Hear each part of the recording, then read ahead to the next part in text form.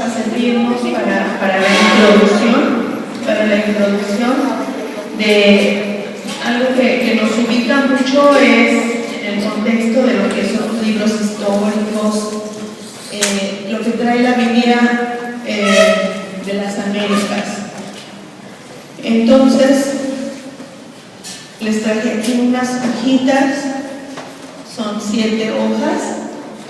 Si gustan, después de su clase las pueden enviar a fotocopiar para que ya se las lleven y le den una leída que nos ayude a repasar lo que vamos a ver hoy en la clase y también para la siguiente.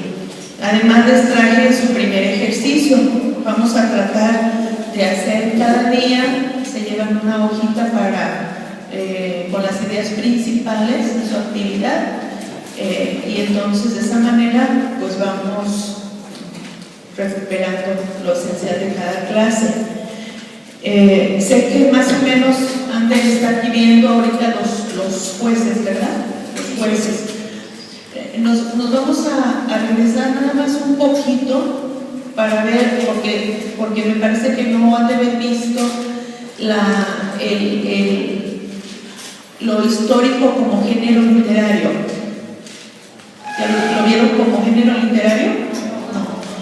Eso es muy importante para que tengamos una adecuada lectura, una adecuada interpretación de los textos. Los géneros literarios son formas de escribir y de hablar de cada cultura, de cada época. Entonces, hay géneros literarios que utilizaban en el Oriente y que ya no más utilizamos nosotros. Entonces, hagan de cuenta que los géneros literarios son como ponernos unas gafas. Para cada género literario son unas gafas distintas. Entonces, si nosotros estamos leyendo un texto con otras gafas, vamos a sacar conclusiones erróneas de una lectura errónea del texto, ¿sí? Entonces, los libros históricos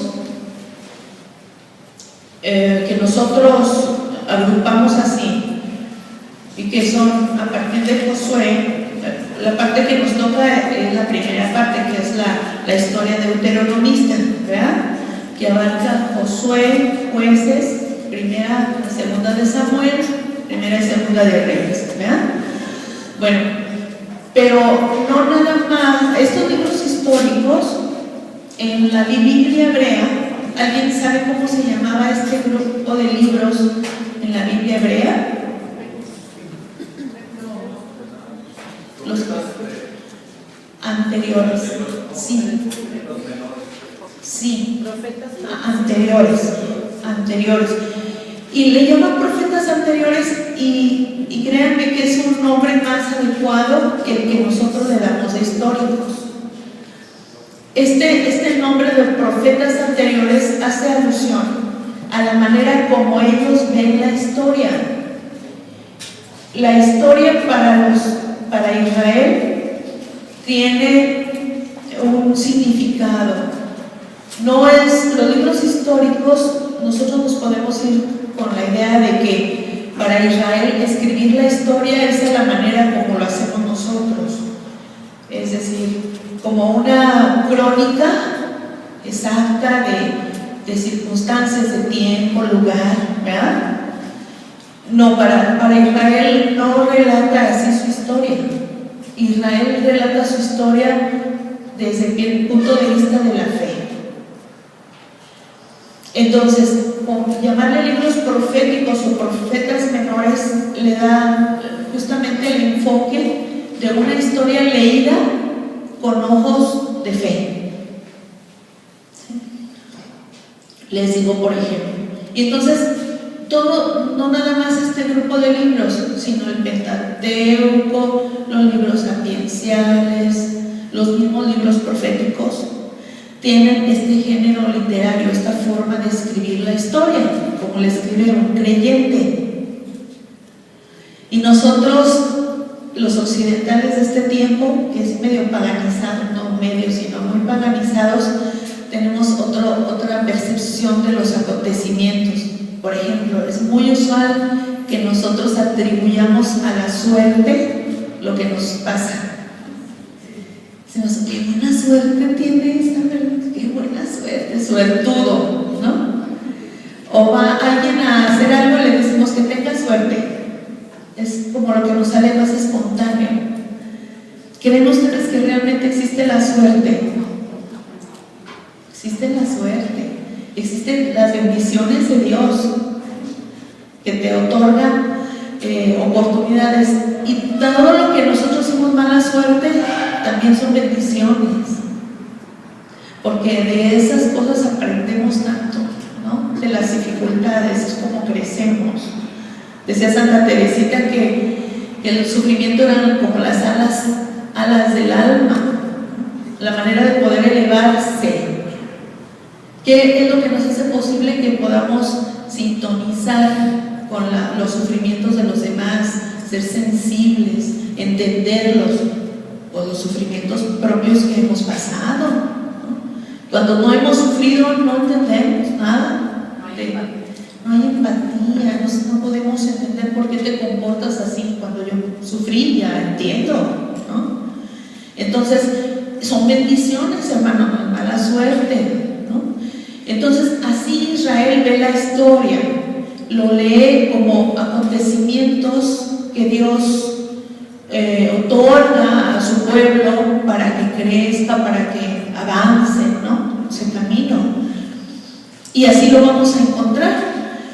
Entonces, por un ejemplo, cuando ustedes saben que cuando les acontecieron todas las plagas en Egipto, después se ha estudiado y se dan cuenta de que esos fenómenos naturales ya existían en ese tiempo y probablemente hoy todavía se dan mucho. Uno de esos casos, de esos fenómenos también es que el Mar Rojo baja su volumen, su nivel en ciertos momentos, en ciertas etapas, ¿no? Y vuelve a recuperar su nivel. Israel, si creyera así como nosotros, que pensamos hoy, dirían, qué suerte, fíjense, venían perseguidos por los egipcios, y qué suerte que cuando llegaron estaba el mar en su bajo nivel y pudieron cruzarlo, y la suerte que cuando ya había pasado el pueblo, volvió el mar a su nivel y los egipcios ya no pudieron pasar. Díganme si son suertudos o no. Entonces Israel no lo lee así, aunque sucedía eso con cierta frecuencia, dicen la oportunidad de que esto sucediera cuando ellos lo necesitaban es la visión de Dios. Y dice, Dios abrió el mar para que ellos pasaran, ¿no? Aunque en la película de los 10 mandamientos lo vemos como 2 barreras de agua, ¿no? Y que pasan en pie junto, así seco, no es tanto así, pero entonces sí fue un milagro, es una intervención de Dios porque pudieron hacerlo y oportunamente y estar a salvo de los egipcios. Todas las demás plagas también, o sea, cada acontecimiento no servía, parecía que no servía en la reflexión del faraón. Faraón no entendía esos mensajes, porque tal abundancia de calamidades, de los fenómenos naturales, parece que se ponían de acuerdo, había un complot contra los egipcios, ¿no? Entonces, para los israelitas, expresar esa convicción de que Dios es el dueño y Señor absoluto, tiene un poder absoluto en el universo, ellos usan un lenguaje radical que luego a nosotros nos cuesta trabajo entender, y por eso hay que ver las formas de expresión, porque si no nos ocasiona un choque con nuestra mentalidad de cristianos. Incluso hubo de los cristianos protestantes quienes solicitaron, pidieron o propusieron que el Antiguo Testamento no fuera considerado como libros inspirados, porque dicen, ese Dios del Antiguo Testamento es un Dios cruel, al cual no se parece nada al Dios revelado en Jesucristo. Entonces, esos libros no pueden ser palabra de Dios, ¿sí, no? La Iglesia Católica siempre defendió la inspiración de todos los libros, desde el Génesis hasta el Apocalipsis, en todas sus partes. Y entonces nuestro problema no es que no sean inspirados, lo que pasa es que hay que saberlos leer, ¿no? Bueno, les decía que, por ejemplo, estas expresiones son duras y entonces hay que interpretarlas. A ver, por ejemplo, dice que Dios endureció el corazón del faraón, ¿no? ¿Sí lo han leído? Endureció el corazón de Faraón y luego les manda una plaga. ¿Qué es eso, no? Y luego vuelve a endurecer el corazón de Faraón y luego les manda una plaga. Pues, ¿qué clase de crueldad es esa? Como si fuera un voluntarismo divino, ¿no? Entonces, ¿no es así? Ahora les pongo un ejemplo. Supongan ustedes que una mamá ve que su hijo pequeñito está jugando con unas filosas tijeras. ¿Qué le tocaría hacer a la mamá? Quitárselas. ¿Por qué? Se va a hacer daño. No se ocupa mucha ciencia para saber que se puede sacar un ojo. Pero la mamá en cuestión no le quitó las tijeras. Entonces, pues lo que había que suceder, se sacó un ojo el pequeño, ¿no? Y entonces alguien que estaba observando la escena le dice, le sacaste un ojo a tu hijo. Y dice, no, yo no le sacaste un ojo, porque pudiste haber evitado que se sacara el ojo quitándole las tijeras. Puesto que no le quitaste las tijeras, entonces tú le sacaste el ojo. ¿Ve? Esa es la lógica que usa Israel cuando usa expresiones así. Dios endureció el corazón del faraón, piensa Israel, porque si hubiera querido, le hubiera ablandado el corazón. ¿Creen ustedes que Dios no podría haberlo doblegado a Faraón con una manifestación de poder? Se desbarata y no, diríamos se doblega, pero no, lo dejó ser lo que Faraón era, no intervino. ¿Sí me van siguiendo? O sea, ¿qué era Faraón? No era una blanca paloma, ¿no? Faraón era un hombre pues egoísta, que le interesaba más tener al pueblo allí esclavizado para trabajar, mano de obra barata, ¿no? Entonces, Faraón, Dios no interviene, lo deja hacer y Faraón actúa en consecuencia haciendo lo que él es. Y entonces Israel dice, Dios endureció el corazón de Faraón. ¿Sí me explico? Entonces no es que él directamente intervenga para endurecerlo, sino simplemente lo deja seguir los acontecimientos humanos. ¿Y para qué Dios no intervendría? ¿Qué creen? ¿Por qué lo dejó ser así? Para que se manifestara. Dice la hermana, para que se manifestara la gloria de Dios, efectivamente. Entonces manifiesta el poder de Dios. Israel es confirmado en su fe. Los demás pueblos se empieza a correr la fama de que el Dios de Israel es un Dios más poderoso que nuestros dioses. Empiezan a conocer el poder de Dios. Bueno, entonces esto es nada más como una muestra de lo que es importante entender los géneros literarios, las formas de expresión que utilizan estos libros. Entonces, bueno, anotamos algunas ideas ahí. ¿Sí alcanzan a ver desde allá? Sí, acá estamos marcados, ¿no?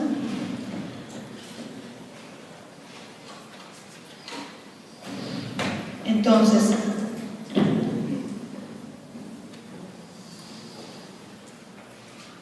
sería sobre todo recalcar que el género histórico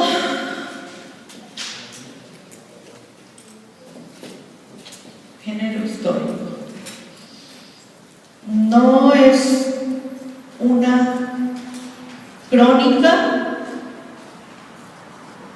de los acontecimientos.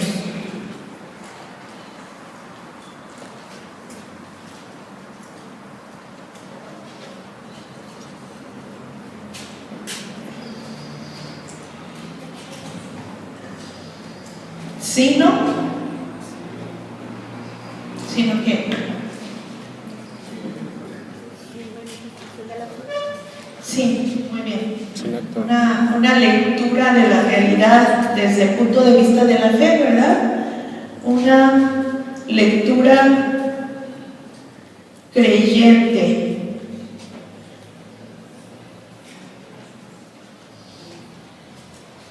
De los acontecimientos, desde el punto de vista de la fe, entonces.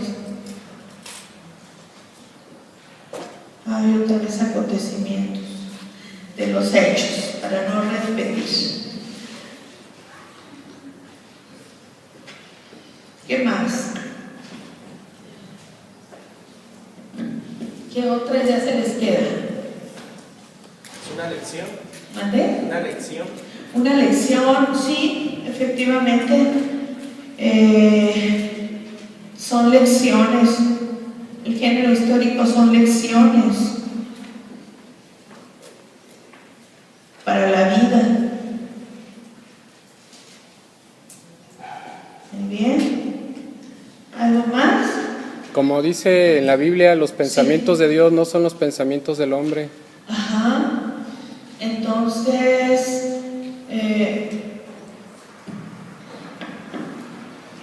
en esto se esfuerza, ¿no? Una lectura creyente de los hechos.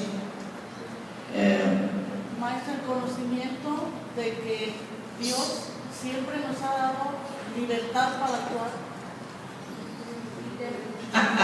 Buscando para la idea que dio el hermano, buscando la voluntad de Dios, algo así quiere decir, que los pensamientos no son unos, buscando la voluntad de Dios. Que nos dio libre albedrío. Sí, ¿alguien decía de la libertad? ¿Quién decía? Sí, ¿qué decías? Que Dios siempre nos ha dado libertad de actuar desde Ajá. entonces y en Sí. la actualidad también. Miren, esto que dice el hermano es muy interesante.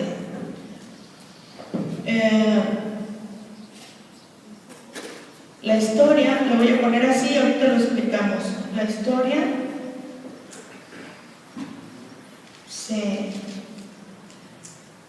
va construyendo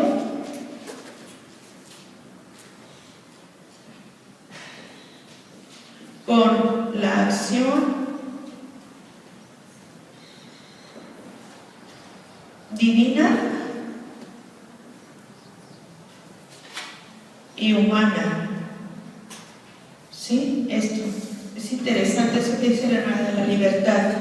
Y lo comento, me detengo para que no se me olvide. Nosotros tenemos la idea, así mucho los occidentales, de que, y de este tiempo, que hacemos, planeamos para llevar a cabo, agendamos, todo, ¿no? Si algo se nos atora, en el camino pues le pedimos ayuda a Dios.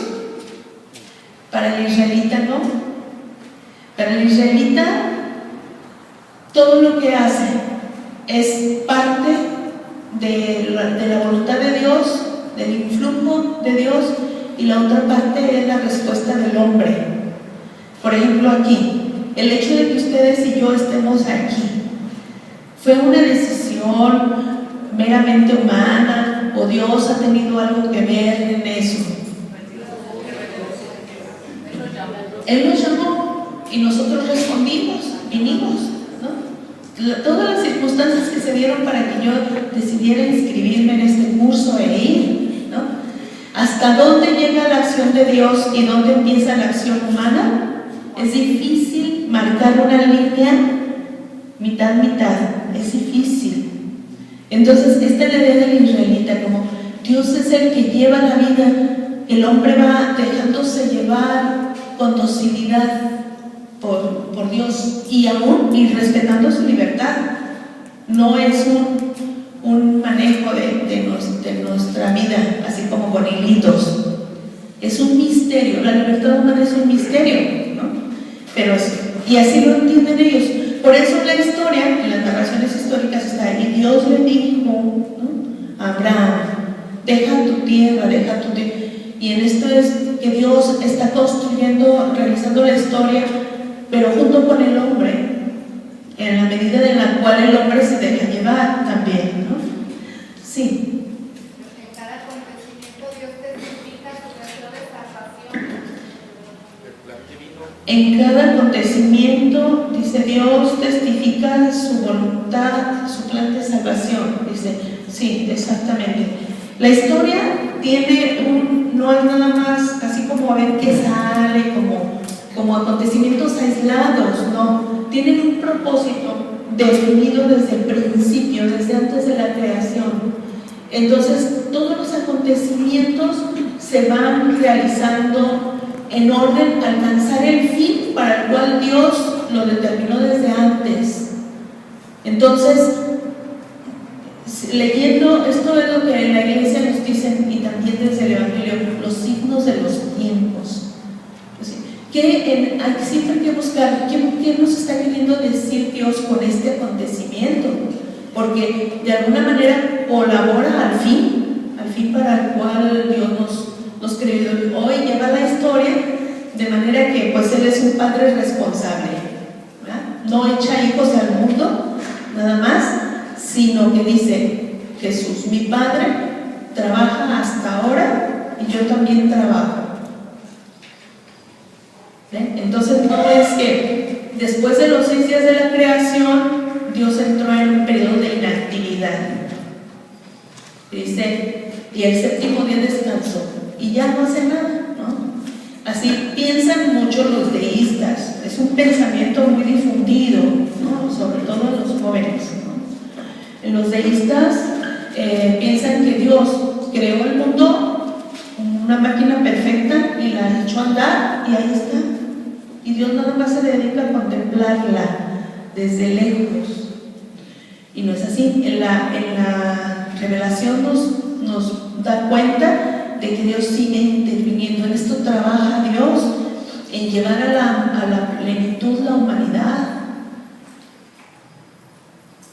Entonces está cercano con el hombre, está día a día. No es el Dios de los filósofos. A ver, ahorita, incluso en su nombre, en el nombre revelado, con la acción divina humana para alcanzar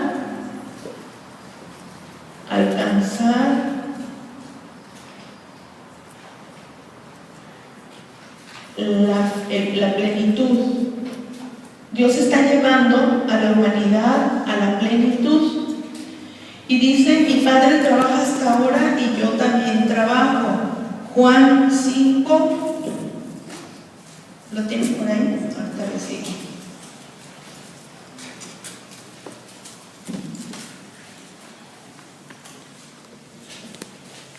Si alguien lo encuentra primero, nos dice para no entretenernos.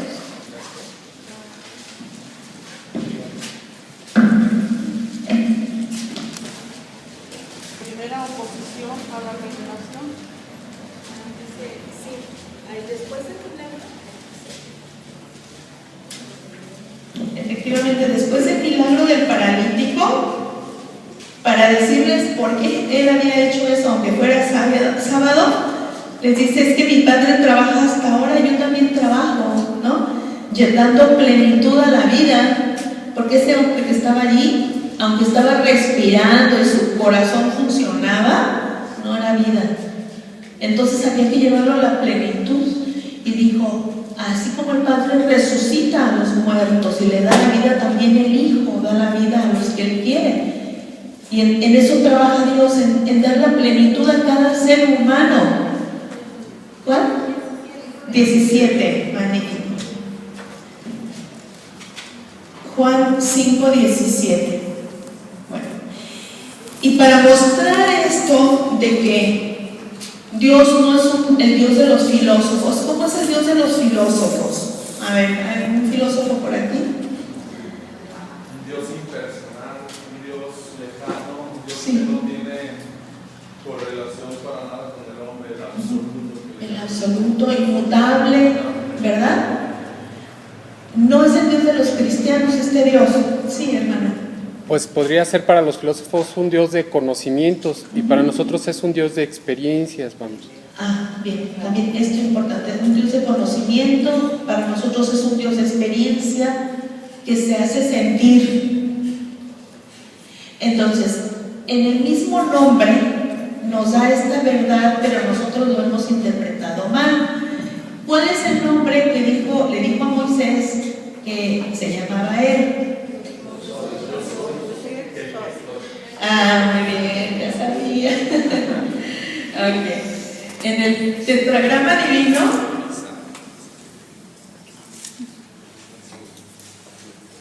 ya saben que en el hebreo no hay vocales, ¿verdad? Entonces se llama tetragrama. La gente, ¿cómo ha traducido ese nombre? Llave.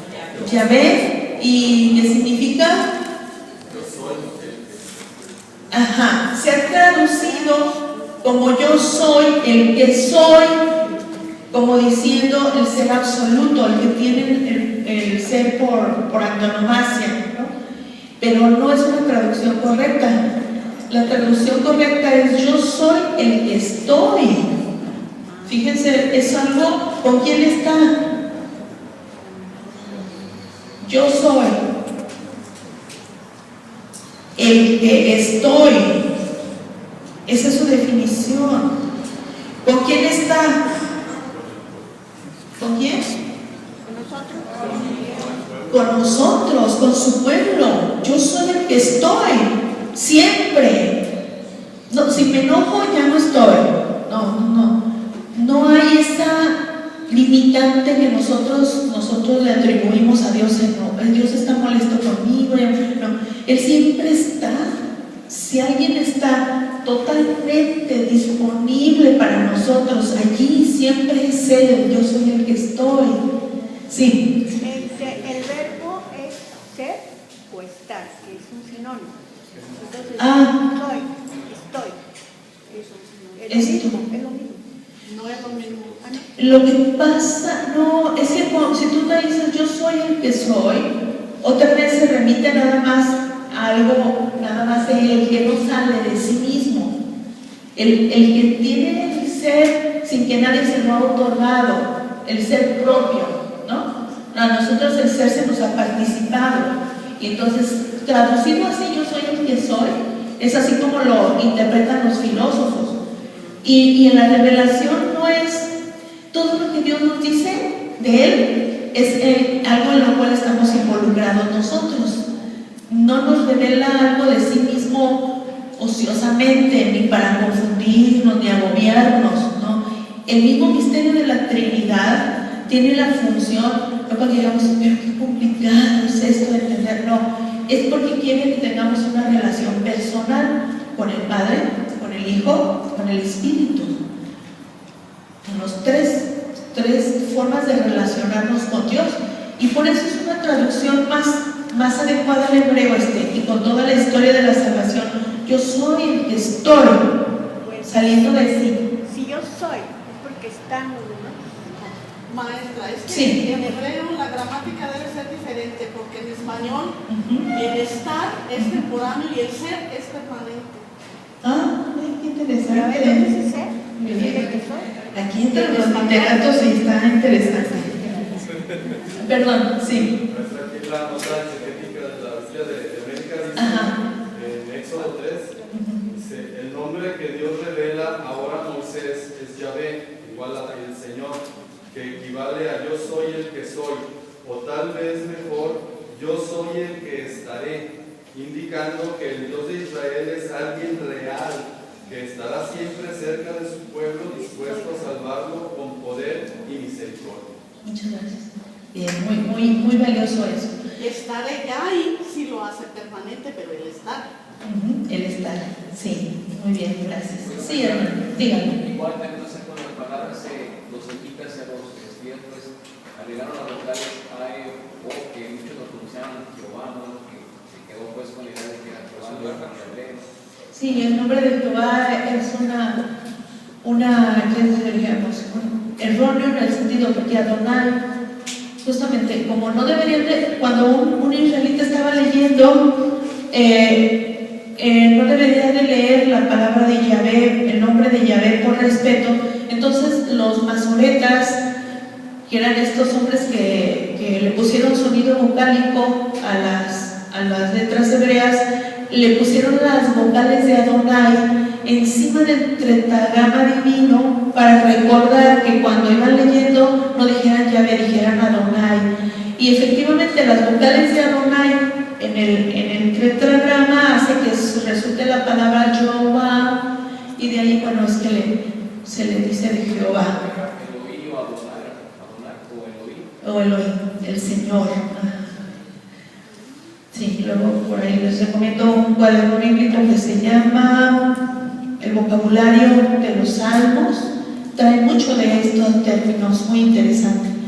Bueno, otra idea allí que tenemos que decir, que precisamente para sustentar que Dios es un Dios que participa con su pueblo. ¿Puedo ya borrar esto? ¿Sí? La reforma de revelarse de Dios es a través de hechos y palabras, intrínsecamente conexos entre sí. Entonces, los hechos y palabras. ¿De qué forma Dios hace llegar sus palabras al pueblo? Por los profetas. Y entonces las palabras esclarecen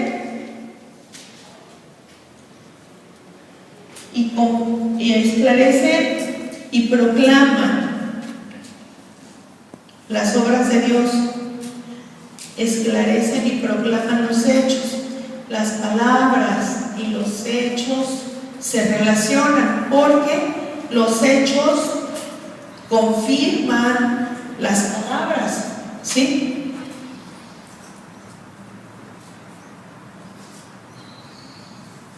Confirman las palabras, ¿no? Así. Entonces, los profetas debían de decir de parte de Dios qué significado tenían esos hechos que les estaban sucediendo en Israel. ¿Por qué, siendo el pueblo elegido, habían sido desterrados, por ejemplo, a Babilonia? Entonces las palabras de los profetas esclarecían los acontecimientos y al mismo tiempo, ¿qué palabras proclamaban las obras de Dios? ¿Qué literatura en la Biblia se dedica a proclamar las obras de Dios? Los salmos y todos los cánticos que hay, es toda una tradición de cánticos y plegarias que sirve para proclamar los hechos de salvación. Pero no nada más todo era palabras. Dios interviene en la historia para confirmar las palabras dichas por los profetas. De hecho, de esa manera se identificaba si alguien era un auténtico o un falso profeta, si se cumplía lo que decían. Las obras confirman los hechos, las palabras. Por eso Jesús decía, para que sepan que el Hijo de Dios tiene poder en la tierra para perdonar los pecados, porque eso había sido nada más palabra, ¿no? Tus pecados son perdonados. Pueden decir palabras. Pues para que sepan, te digo, levántate. Entonces así es siempre. Entonces entra en la historia, cambia el curso de los acontecimientos, y de esta manera los hombres son confirmados en su fe. Para realizar un milagro, el milagro servía para suscitar la fe.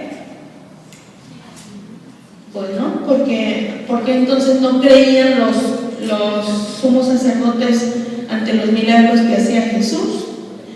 ¿A quién los atribuían? Los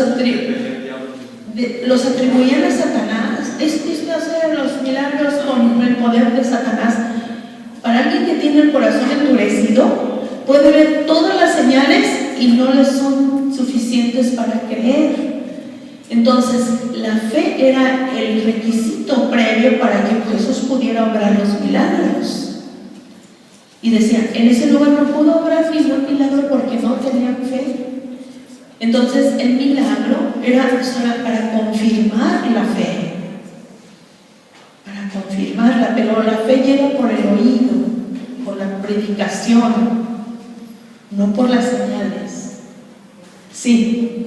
Por ejemplo, en el caso de las personas que tienen una conversión, Sí. de ser unas personas, no sé, un ejemplo, San Agustín, Sí. pues era una persona que incluso estaba en una secta Sí. y era ateo y en contra de toda la iglesia y siempre con su yo, y él era muy endurecido de corazón. Ahí tuvo una experiencia, pues digamos, como un milagro de Dios, de que se hizo ver como así como Santo Tomás. Y ahorita en este caso, yo lo que me hago un poquito de bolas es de que, si es cierto, les preguntaba a las personas, ¿tienes fe? Si altos que se haga conforme a tu fe. Sí. Pero en el caso de San Agustín no tenía. Es que no podemos decir que alguien no tenga, está en búsqueda. Lo que nosotros nos damos cuenta cuando leemos su vida es que iba a un lugar, iba a otro. Entonces ya cuando alguien está en la búsqueda de la verdad, ya está en un buen camino. Dios mismo suscita en el corazón esa búsqueda y lo encuentra. Es peor cuando alguien está instalado y no busca. Por eso se le manifiesta a Dios, se le puede dar a conocer. Ya, gracias. Hermano, sí. Sí, el ateísmo es algo tan interesante de estudiar ese fenómeno, porque dicen, no hay alguien más que esté el Dios en su tema que los ateos. En esa necesidad de la negación de Dios, y yo no sé hasta dónde, si es nada más la negación de Dios o la negación de la institución iglesia, yo habría que meterme más a su caso particular, pero lo que sí les digo es que Nietzsche, o sea, quien se metió con lo de Zaratustra en el camino de la negación de Dios, enloqueció, porque es muy difícil a alguien llegar a ese principio sobrenatural que tiene. Entonces, bueno, es todo un tema que ya no les puedo quitar más tiempo. Hermanos, ¿cómo le hacemos para su tarea? Es con lo que vimos hoy. Nos haría el favor la hermana de fotocopiar para cada uno, y luego me gustaría que también ella les preguntara quiénes, sobre todo los que no tengan Biblia de América. Son 7 hojas, que es con las ideas de hoy más la de la clase, 2 clases próximas, están aquí en estas 7 hojas. Entonces ya le dirán a ella, por favor, quiénes desean ese jueguito. Se los dejo allí. Gracias. Y pues les agradezco su atención.